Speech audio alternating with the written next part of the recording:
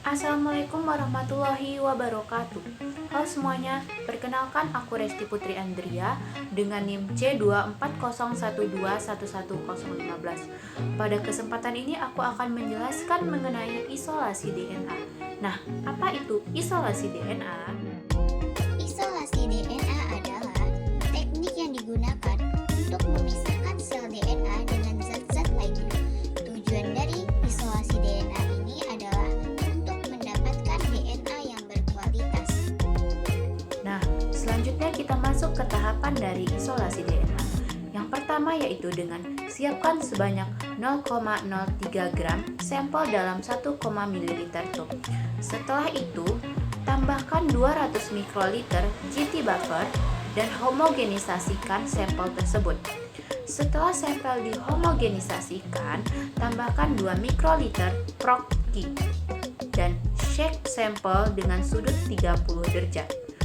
Setelah sampel di-shake, inkubasikan sampel di suhu 60 derajat Celcius selama 30-60 menit.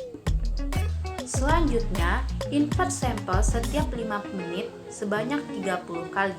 Setelah itu, tambahkan 200 mikroliter GT buffer ke dalam sampel dan shake sampel dengan sudut 5 derajat. Setelah itu, inkubasikan sampel dengan suhu 60 derajat selama 20 menit. Setelah itu, sampel kembali di-invert setiap 5 menit sebanyak 30 kali. Setelah di-invert, berikan preheat EV sebanyak 200 mikroliter per sampel sampai suhu 60 derajat untuk emulasi. Setelah itu, tambahkan sebanyak 200 mikroliter ETOH ABS. Lalu, shake sampel dengan sudut 10 derajat sampai 30 derajat. Lalu, simpan sampel di freezer selama 30 menit atau sampai setengah hari. Lalu, transfer sampel ke spin GD column. Setelah itu, sentrifus larutan sampel dengan kecepatan 14.000 sampai 16.000.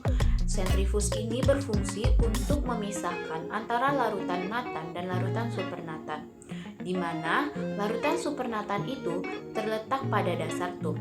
Selanjutnya, buang cairan bawah atau larutan supernatan yang ada di dasar tub.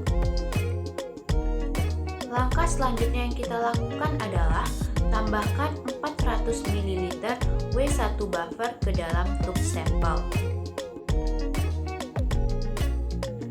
Lalu, sentrifus kembali larutan sampel dengan kecepatan 14.000 sampai 16.000. Selanjutnya, buang cairan bawah atau larutan supernatan yang ada di dasar tub sampel. Selanjutnya adalah tambahkan 60 mikroliter larutan W2 buffer ke dalam tub sampel. Dan dilanjutkan dengan sentrifus sampel dengan kecepatan 14.000 sampai 16.000. Setelah disentrifus, buang cairan bawah atau larutan supernatan yang ada di tub sampel. Lalu, sentrifus kembali sampel dengan kecepatan 14.000 sampai 16.000. Langkah selanjutnya adalah pindahkan sampel dari GD column ke tub 1,5 ml. Lalu tambahkan 50 ml preheat EV dan lakukan sebanyak 2 kali ulangan. Tunggu selama 10 menit. Setelah itu, langkah terakhir yang kita lakukan yaitu sentrifus sampel dengan kecepatan 14.000 sampai 16.000. Sekian dari saya. Terima kasih. Assalamualaikum warahmatullahi wabarakatuh.